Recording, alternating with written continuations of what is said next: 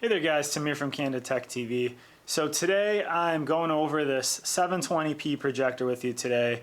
You see it playing back here. This is a good approximation of what you're going to get for daylight settings, but this is another one of those that are on Amazon. It really doesn't have like a big brand name or model number that I even see. Like the listing's kind of very generic listing. So I'll put the model number or like the actual name here if I find like a better name for it, but as of exactly right now you can get it with a coupon for about 117 bucks. So at that price range for native 720p, it's really like that 1280 by 800p native resolution. Really not bad for that price range. If you're going to use this for like indoor movies like this, using it at nighttime or putting it up on the patio or in your backyard for summer movie nights, it's a pretty decent buy. They say it's 5500 lux. They say that you can get it to 200 inches. This is a 100-inch diagonal screen that you're watching behind me here. And throughout this video, I'm going to play some of the footage. I'll show you a little bit of the nighttime footage, some of the daytime footage. Right now it's like 1 p.m.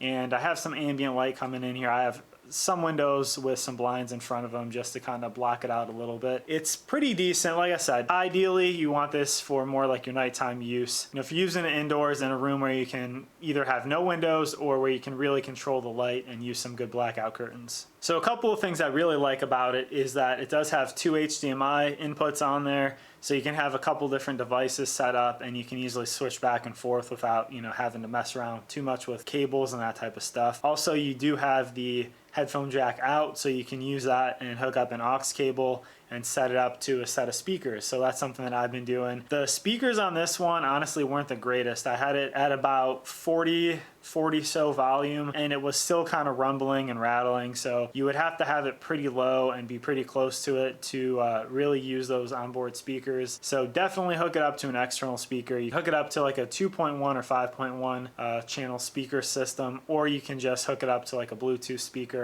Alright guys, so I have the decibel meter pulled up right here. I'm going to check this right now. So right next to it there, it's coming up as about 40 decibels. So it's not the loudest. You can hear it. There's audible fan noise. But again, I would highly recommend not using the internal speakers anyway and hook up to a set of external speakers. And then that's definitely going to help. And you're, number one, going to drown out the fans. And number two, it's going to sound a lot better. So with this, you do get pretty much, your standard stuff in the box. You get a remote, you get your cables, you get your power cable. It does have that HDMI cable. Typically nowadays, that HDMI cable is what you're going to use for like everything. So, you can hook this up to a cell phone. You do need a specialized cable. It's typically called an MHL cable. The problem with that is your copyrighted apps like Netflix and Hulu, those type of things, are not supported over cables like that. So you're pretty much going to be stuck to like things that are on your phone, things you've downloaded. YouTube will typically work, but as far as like streaming services, they will not. This does have your manual keystone and focus correction on it. The focus correction,